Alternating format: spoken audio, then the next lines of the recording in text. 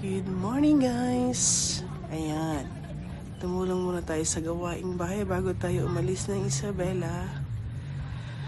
Ay, salamat kay Lord sapagkat nakasama namin ang mga mahal namin sa buhay.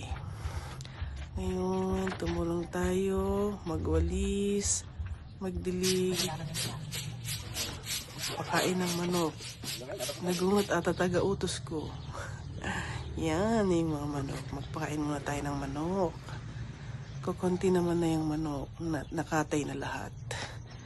Ngayon, ihanda natin ang mga iuwi natin sa Sambales. Yan, 3 kartong saging. Wow! Muntik ng mahinog. Ay, motor Ngayon, gawa tayo ng bibingkang kanin para sa Sambales. Wow, yummy. At ngayon kukuha na tayo ng suha. Yan, pitasin